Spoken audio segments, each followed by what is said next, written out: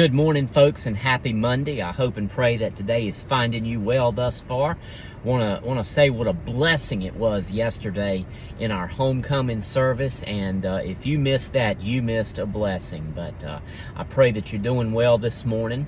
Hope and pray that those folks that are affected by all the storms are foremost in your prayers. Be in prayer for all those folks, these times of tragedy, times of uncertainty.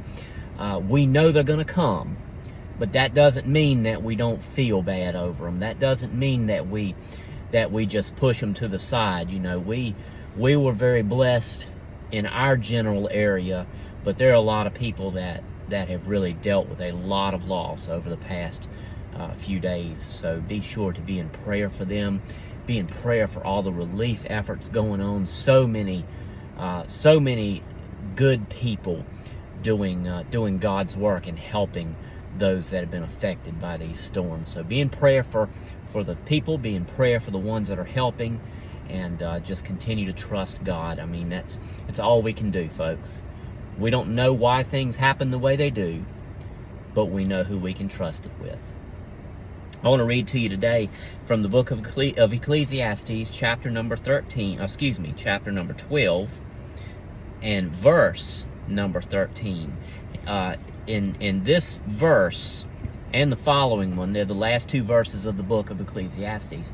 Solomon pretty much wraps up the whole message, and he says these words: "Let us hear the conclusion of the whole matter. Fear God, keep his commandments, for this is man's all." Very, very simple. Fear God, keep his commandments. Isn't that exactly what Jesus tells us in the New Testament when he's asked, what is the greatest commandment? He says, love your neighbor as yourself and love the Lord your God. Very, very simple. Fear God, keep his commandments. And I just said a minute ago about our necessity of lifting up all of those in prayer that have dealt with the storms and everything.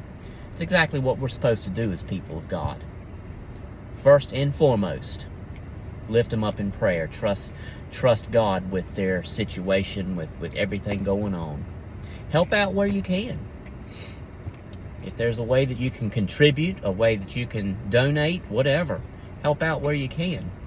Do the work of God. And that's encapsulated right here in what Ecclesiastes says. Fear God, keep his commandments, for this is man's all. So I hope and pray that you're encouraged by this word today. Hope and pray you have a wonderful day in the Lord. Remember to keep those folks in your prayers. Keep everyone in your prayers that in their own way is dealing with all of this. But you know what? We'll get through it. Everybody will get through it. And God will continue to bless.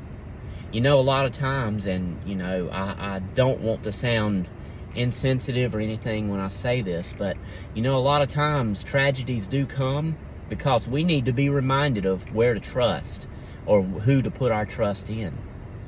Do we put our trust in ourselves? Do we put our trust in institutions? Or do we put our trust in God? And that's something that we need to think about right there.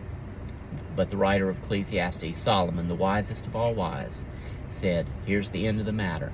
Fear God, keep his commandments. So I hope and pray you have a wonderful day in the Lord today. Love you, folks, and I'll talk to you a little bit later. God bless you.